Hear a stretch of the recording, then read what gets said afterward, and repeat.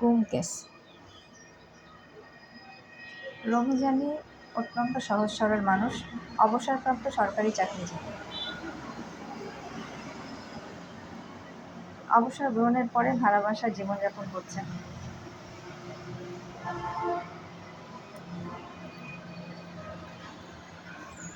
রমিজ অবসর গ্রহণের পরে যে টাকা পেনশন পায় তা থেকে সংসার খরচ, শাওনের লেখাপড়া চলে।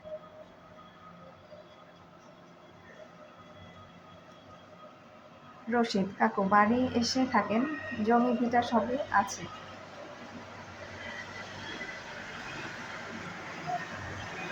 শহরে ভাড়া থাকবেন কেন?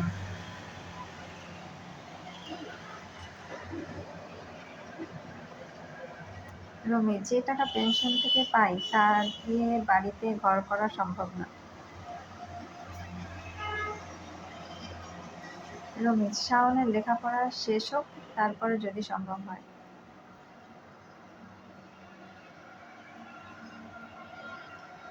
রমিজের ভাইয়ের ছেলে টিটু রাজনীতিবিদ। রমিজ নিজেও একসময় রাজনীতির সাথে জড়িত ছিল।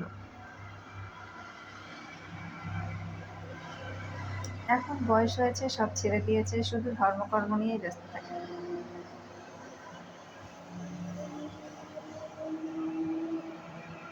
টিটু তার ভাতিজা হলেও সহপাঠী ছিল। টিটু অনেক সময় নারীদের পাল্লায় পড়লে রমিজের ঝামেলায় জড়িয়ে যেত। রমিজ তাকে সেভ করত। এখন দুই শহরে দুজন থাকেন, মোবাইল ফোনের কল্যাণে যোগাযোগ আছে। টিটু চাচা কেমন আছো? রমিজ ভালো, তুই কেমন আছিস?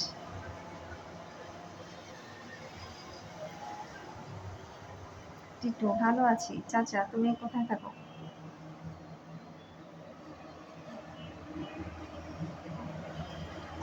রমিজ শাওনের কলেজের কাছে, বাসা ভাড়া করেছি।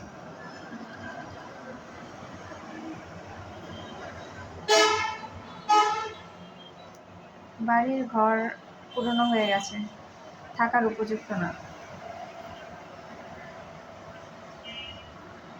টিটু চাচা অল্প দামে জমি কিনেছি।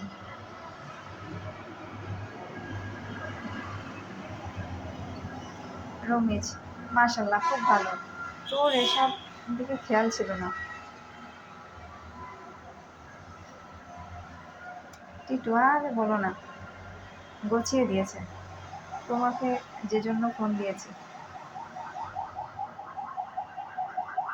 টাকা আটকে রাখতে জমি কিনেছি, কিন্তু রেজিস্ট্রি তোমার নামে করেছি।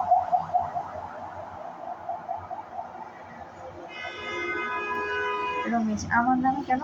এসব ঝামেলার মধ্যে আমি জড়াতে চাই না। শাওন জানলে রাগারাগি করবে, সে অযথা ঝামেলা পছন্দ করে না। টিটু তোমার রত্নকে এসব জানাবে না, যখন টাকার প্রয়োজন হবে বেঁচে দেবো।